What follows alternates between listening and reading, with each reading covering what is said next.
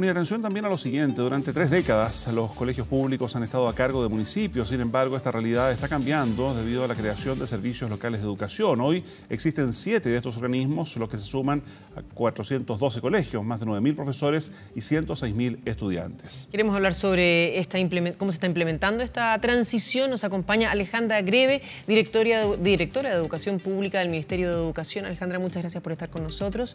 Antes de entrar de lleno en este tema, hay mucha preocupación por parte de los padres respecto de lo que se está haciendo justamente frente al coronavirus y si se deberían suspender o no las clases. ¿Qué es lo que piensan ustedes?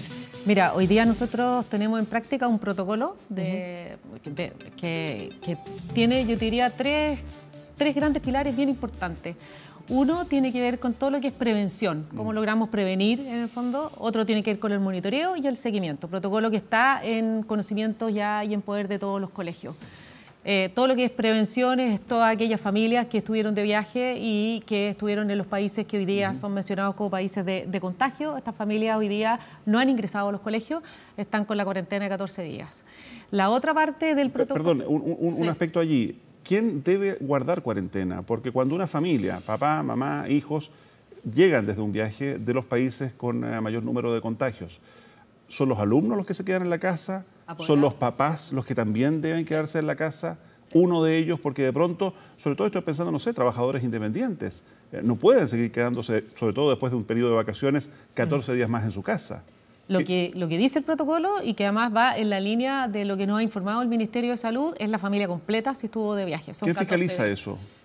No sé quién lo fiscaliza, pero a nivel de los colegios, lo que ocurre en el colegio es que los alumnos no llegan al colegio. Si el papá o la mamá se quedó o no se quedó, eso ya no es injerencia propiamente tal del colegio. Lo que el colegio está haciendo es prevenir que estos niños que estuvieron y que pueden haber estado en contagio lleguen al establecimiento educacional. Ahora, y lo último ya para poder seguir avanzando, llevamos 3 semanas de clases en algunos colegios. Esta medida se empieza a tomar recién ahora porque esos niños llegaron hace un mes, supuestamente. Entonces esos niños fueron 1 o 2 semanas al colegio ya y ahora toman una cuarentena. No. El protocolo llegó cuando no habían casos en Chile. Cuando se levantó el protocolo desde el Ministerio de Salud. El primer protocolo que llega a los colegios incluso llega, porque después se tiene que reactualizar, cuando no habían casos, ¿ya? Con la misma medida. Esto fue justo en el inicio de clase. Esos alumnos no han llegado al colegio. Eso sí se asegura que no están en el colegio. Ya, pero el protocolo se levantó cuando ya estaban iniciadas las clases. El protocolo... O sea, la instrucción del ministro de guardar cuarentena es de esta semana, cuando ya muchos establecimientos habían iniciado sus clases. O sea, perdón, disculpa que lo ponga en primera persona. Yo llegué hace 8 días desde Madrid y en ese entonces no había protocolo y mis hijos están en clase. Tus hijos están en clase. Y él está aquí. No, y él está acá. Yo estoy acá. Estamos en problema. ¿Por qué no había protocolo? No, el protocolo, claro, surge la primera semana de clase. Es correcto. La segunda semana de clase. La segunda semana de clase sale el protocolo del Ministerio de Educación. Ahora, lo que yo sé de conocimiento de familias que son más cercanas a uno, que estuvieron en Italia, que en ese momento sí era un país, el caso de España es un país de ahora, o de China, que eran los primeros países, no llegaron al colegio. No llegaron al colegio. Ya, y no se deberían cerrar los establecimientos. A ver, medidas que yo he visto también en otras ciudades, lo hemos visto obviamente muy grande en España, en Italia, pero ciudades, comunas enteras donde hay un caso de una persona o de un profesor o de un alumno, cierran el sistema completo educacional. La idea es no evitar necesariamente el contagio, pero la propagación masiva. A ver, hoy día en lo que estamos coordinando, esa opción todavía no se encuentra. Lo que sí... se podría estar evaluando es que algunos establecimientos educacionales, sobre todo a contextos más vulnerables, yo me refiero más bien a colegios municipales, en donde los alumnos no tienen esa posibilidad, en el fondo, de quedarse en su casa, es que en los mismos colegios tú puedas tener salas de aislamiento. ¿Ya? Para evitar la propagación. Yo creo que aquí hay 2 cosas. Uno, que tú evitas la propagación y otro también todo el tema de la prevención, que tú también evitas que los centros de salud colapsen. Y eso también es un hecho súper real y objetivo que también tiene que ver con las medidas que se han tomado internacionalmente, porque si no tú tiendes todos a ir al centro asistencial. ¿Y qué pasa con la capacitación, sobre todo del personal docente, administrativo, de quienes están a cargo de los escolares, de los estudiantes? Hoy día hay un trabajo bastante coordinado con el Ministerio de Salud. Bueno, están todas las medidas preventivas de higiene en los colegios. Por ejemplo, si yo estaba viendo ahí que muestra el caso del San Benito, el caso del San Benito que hoy día sigue con clase, están todas las medidas de prevención. Es decir, que anteriormente no estaban ocupadas, desde los jabones gel a limpiar los bancos como corresponde para que evitar en el fondo la propagación. Han ido, en el caso del San Benito, que fue un colegio obviamente que detectó los casos, entra en este caso personal del Ministerio de Salud, ya a capacitar a los profesores y a todo el personal, porque aquí tenía auxiliares, tienes de todo tipo, de cuáles son las medidas de prevención. ¿Y se debería evitar ciertas dinámicas que están presupuestadas para hacer ya en curso, en la clase, en clases de educación física?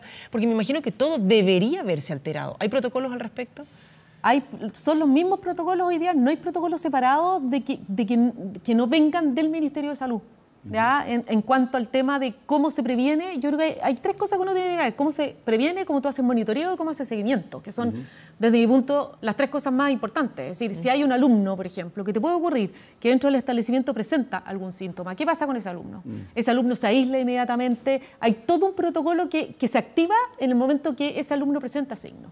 Claro, pero es que lo que pasa hay es una que lo que hemos comunicación visto directamente con el sector de salud regional, llega gente especializada que es la que en el fondo va a determinar si ese alumno tiene o no tiene coronavirus. No se trata de generar pánico ni mucho menos, pero sí hemos visto que hay personas asintomáticas y principalmente niños que son portadores, que no necesariamente van a desarrollar sintomatología, pero que sí lo pueden contagiar, ya sea a otros niños con un sistema inmune un poco más deteriorado o adultos, profesores, auxiliares, etcétera, todo el personal que puede trabajar en un colegio. Hoy día, mira, a nivel de lo que nosotros estamos haciendo como Ministerio de Educación, estamos fuertemente monitoreando, trabajando, insisto, con los especialistas, que son los del Ministerio de Salud, instalando capacidades y acompañando a los colegios que hoy día están presentando este tipo de cosas. Yo te diría que mensaje para los apoderados, que se queden tranquilos.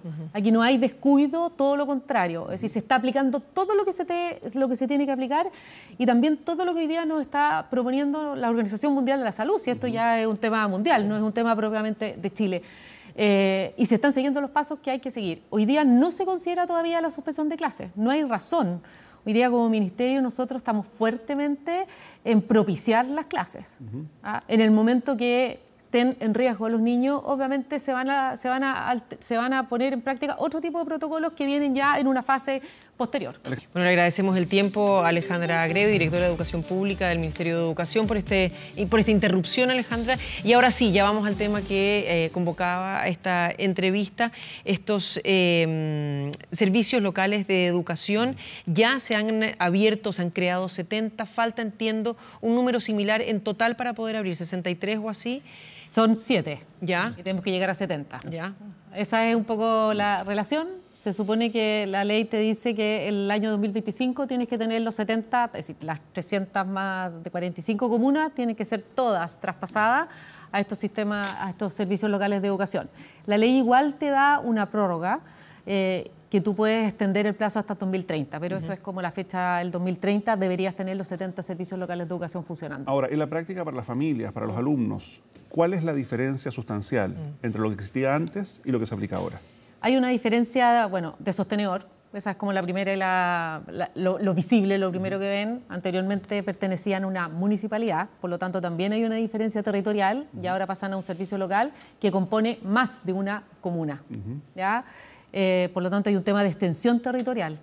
¿Qué le pasa a un apoderado que vive más lejos y que antes estaba acostumbrado a ir a hacer alguna consulta al municipio que le quedaba ahí mismo? Hoy día se tiene que desplazar un poco más lejos. Pero también... ¿Y eso qué sentido tiene, perdón? Lo que pasa, lo que hace... A ver, los servicios locales de educación, para que más o menos podamos entender qué es lo que es, son instituciones profesionales de educación. Lo más similar que hay, aunque no es 100% igual porque no existe nada en el mundo parecido a lo que nosotros hoy día estamos haciendo, podría ser un distrito escolar que se especializa en la educación. ¿Qué es lo que hace hoy día una municipalidad? Aparte de ofrecer servicio de educación, te ofrece salud, te ofrece aseo, te ofrece miles de otros servicios. Aquí tú lo especializas, por lo tanto, ¿eso qué es lo que hace? Que suba la calidad del servicio de educación, que los recursos vayan destinados 100% a educación. ¿Por qué hay un centro? Por un tema territorial, porque los servicios locales tienen pertinencia local y territorial. Lo que se quiere hacer acá es que tú vayas creando ese sello territorial propio educacional, que de alguna forma tú tiñas el currículum nacional de eso territorial. Si yo te hablo, por ejemplo, de los primeros servicios locales 2018, Costa Araucanía, ¿ya? La sede o el centro está en Carahue. pero igual tienes en el fondo cosas que están más lejos, Puerto Saavedra, distinto, ¿ya? ¿Qué es lo que tú vas haciendo de a poco? Vas instalando oficinas regionales para solucionar los problemas más prácticos, pero logras una unidad territorial. ¿Ya? ¿Qué tanta independencia tienen cada uno del gobierno central? Porque en definitiva... Son descentralizados por definición, de acuerdo a la ley 21.040. ¿Ya? Y ahora, ¿qué pasa con la fiscalización? Como decía Mauricio antes, entiendo que hubo cierta problemática en Atacama, en el Huasco, donde habría habido irregularidades ocurridas ahí. ¿Cómo se ha ido cambiando no solamente un tema administrativo, sino que también un tema cultural respecto de lo que se está haciendo? Fundamental, porque en el fondo, a ver, tú tienes que crear una nueva cultura, porque aquí tienes, al formar el servicio local, tienes gente que viene de corporaciones municipales, gente que viene de los DAEM municipales y gente que vienen de servicio privado. Y creas un servicio público. Funciona completamente distinto. ¿Ya? Por lo tanto, tienes que crear una cultura nueva. ¿Qué te pasa a ti cuando pasas a formar algo? De partida, todos los seres humanos, de alguna forma, nos movemos de acuerdo a nuestra experiencia. Entonces, aquello que te resultó, por ejemplo, en la corporación, tú tratas de traspasarlo. ¿Qué fue lo que nos pasó? Algunas malas prácticas y no prácticas muy sanas se empezaron a traspasar en estos primeros servicios 2018 que tuvieron 4 meses o 2 meses para entrar en funcionamiento. Piensa que hoy día el aprendizaje que tenemos con los servicios locales 2020 es que tú te demoras en ponerlo en funcionamiento 34 meses y ellos entraron en 4 meses. Paralelamente se formó la Dirección de Educación Pública, que es el organismo, en el fondo, el gran sostenedor de todos estos servicios locales. Por lo tanto, ¿cómo armas esto? Hay problemas administrativos, tuvimos irregularidades. Hoy día todas esas irregularidades se han subsanado a través de las auditorías y de los sumarios pertinentes que hemos hecho. Y ya podemos decir que los servicios locales 2018 hoy día están funcionando en régimen como tienen que funcionar, enfocados en el foco pedagógico, que es la mejora de la calidad de la educación pública. En ese mismo sentido, ¿qué garantías hay para las mamás, los papás, incluso los alumnos que nos puedan estar escuchando, de que esta nueva estructura mejore la calidad de la educación, mejore la infraestructura? Hoy día existen todavía alumnos y familias que se quejan porque se filtra el aire en invierno, porque no estudian con la temperatura adecuada en invierno o en verano. ¿Qué mejoras eventuales va a traer toda esta nueva estructura? Mira, eso es el desde, como digo yo, es decir, cómo tú finalmente hoy día ofreces educación de calidad si realmente el niño tiene frío. Es como el desde. ¿Qué es lo que hemos hecho? Servicios locales 2018, por ejemplo, Barranca, que es uno de acá de Santiago, mejoramos todos los baños, todos los patios y arreglamos bastante, te diría yo, en infraestructura de los 19 colegios de Cerro Navia, que es una de las comunas que compone Barranca. Y así vamos paulatinamente, ¿ya? Estamos full mejorando la infraestructura. Este año tuvimos un aumento de casi un 40% en el presupuesto en infraestructura, que va destinado a los servicios locales de educación y también a la infraestructura municipal. ¿Ya? Y dineros que se destinan a educación, digamos que efectivamente lo que ocurría bajo la administración municipal es que de pronto por las necesidades del mismo municipio se desvían a otros lados. Pero no, esto va 100% destinado a infraestructura, va a haber una mejora. Ahora, hay que tener una cosa súper clara.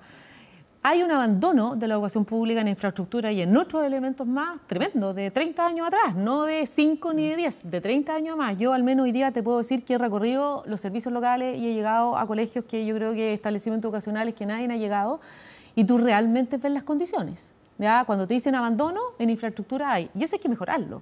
Pero hay mejoras que son estructurales. ¿Quién responde entre tanto por todo eso, digamos? Porque acá hubo recursos que se asignaron, hubo municipios que debieron haber estado a cargo. ¿Quién responde? Hoy día estamos respondiendo nosotros como Dirección de Educación Pública y los servicios locales. Hacia atrás, en el fondo, la administración de la municipalidad llegó hasta el momento que se produce el traspaso. ¿Ya? ¿Qué estamos logrando hoy día? Que los que van a entrar en funcionamiento, los 4 que entran el 1 de enero del 2021, estamos trabajando a la mano con los alcaldes para que este incremento que hay en infraestructura vaya destinado a la mejora de los colegios y estos colegios se puedan traspasar en mejores condiciones. ¿Ya? Eso en cuanto a infraestructura que es primordial probablemente, o sea, que un niño pueda entender y estudiar muerto de frío es muy difícil. Pero ¿qué pasa con, por ejemplo, aspectos dentro de la educación, hablando de la calidad, de la inclusión? ¿Qué pasa con esos niños que tienen alguna dificultad y que en la educación pública muchas veces no tienen ninguna cabida y entonces quedan absolutamente fuera de lo que es el sistema educativo en nuestro país? Mira, hoy día con las reformas que han ido avanzando y las leyes, no hay que olvidarse que está la ley de inclusión, no hay que olvidarse que está el PIE, que son recursos bastante importantes que hoy día están destinados a estos niños. Lo que a mí me ha tocado ver, digo que estos niños están en el sistema escolar y yo creo que el PIE y la ley de inclusión y todo lo que ha sido hoy día equidad ha ido aumentando. Nos queda un mundo por recorrer. Si tú me preguntas a mí hoy día, a ver, ¿cuál es el gran problema o qué es lo que tiene que pasar para poder mejorar la calidad? Lo primero que tenemos que lograr es que los niños vayan a clase. Eso es lo primero. El año pasado tuvimos un porcentaje altísimo de clases perdidas por paro y por otro tipo de cosas. Tenemos un tema de ausentismo crónico tremendo en la educación pública. Entonces, ¿cómo esos niños, independiente que los niños tengan necesidades educativas especiales o transitorias, todos los niños tienen una necesidad educativa, son todos distintos, no están en clase, ¿cómo tú vas a mejorar la educación si no reciben lo mínimo que tienen que recibir? ¿Ya? Entonces, ¿qué estás hoy día tratando de transmitirle a estas familias y que también lo están viendo a poco? Porque todos estos cambios, yo no tengo una varita mágica, me encantaría tenerla para poder mejorar todo esto, pero no, esto es lento. Es decirle, bueno, este es un lugar seguro. Hoy día estamos construyendo y vamos a entregar establecimientos nuevos, hoy día en Arica, en Huasco, con estándares de educación, de construcción, que no tienen nada que envidiarle a un colegio particular pagado. Los estándares energéticos hoy día son altísimos. Estamos trabajando de la mano con el Ministerio de Energía para evitar todos estos problemas de frío y cosas, cambiando las ventanas, pues ventanas de termopanel en los colegios. Ahora, eso es la infraestructura, pero ¿qué pasa con las personas? ¿Qué pasa con los equipos docentes? ¿Qué pasa con los equipos administrativos? ¿De qué manera esta nueva estructura también apoya, si es que apoya, a todo este grupo? Absolutamente, porque la nueva educación pública tiene a la base todo lo que es el sistema de instalación de capacidades y de acompañamiento, porque son dos cosas. Tú no sacas nada con llenar a los docentes, asistentes de la educación o administrativos de curso si no hay un acompañamiento efectivo en la sala de clase para ver que esa práctica cambie. ¿Ya? Como educación pública nosotros tenemos un modelo de acompañamiento técnico-pedagógico bastante sólido y robusto que hemos ido construyendo y que hoy día nos está dando resultados. Implica las dos cosas. Una cosa es instalar capacidad, primero en los servicios locales, en las unidades técnicas pedagógicas, segundo, que ellos acompañen a los directores para que puedan instalar esto en los establecimientos educacionales y los equipos de acompañamiento territorial que llamamos nosotros, que son aquellos que recorren los territorios, tienen colegios a cargo, trabajan con los profesores, hay sistemas de evaluación y monitoreo de práctica y mejora. No se olviden que un cambio de un proceso pedagógico mínimo son 3 años. ¿Ya? Ahora, respecto de los disturbios que hemos visto aquí en la capital, ya veíamos al ministro Blume referirse al respecto, estos overoles blancos que vuelven, que finalmente uno nunca sabe si son estudiantes, si no son estudiantes, barricadas, lo que veíamos durante la jornada de ayer, y nuevos llamados por parte de la Asamblea Coordinadora de Estudiantes a manifestarse ya ni siquiera en contra de la calidad de la educación, sino que en contra del gobierno actual. ¿Cómo se logra que un año académico no se repita lo que se vivió el año pasado, con el ausentismo que también nos decía, en estas condiciones?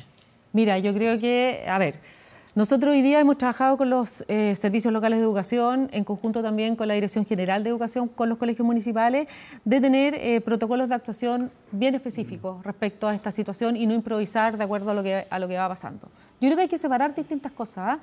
Una cosa son los que dices tú, estos mamelucos blancos del Instituto Nacional. A mí el año pasado me tocó ir al Instituto Nacional, recorrer con la directora en ese momento del colegio, estar con algunos alumnos y poder conversar con ellos. Yo diría que una cosa son estos grupos violentistas, que como dices tú, no tienen ningún motivo, porque uno podría decir, a ver, comparemos esto con lo que fue la revolución de los pingüinos. Había una demanda educacional clarísima y que además tuvo su fruto y tuvo consecuencias en cambiar una LOCE por una Ley General de Educación y todas las reformas que después conocemos.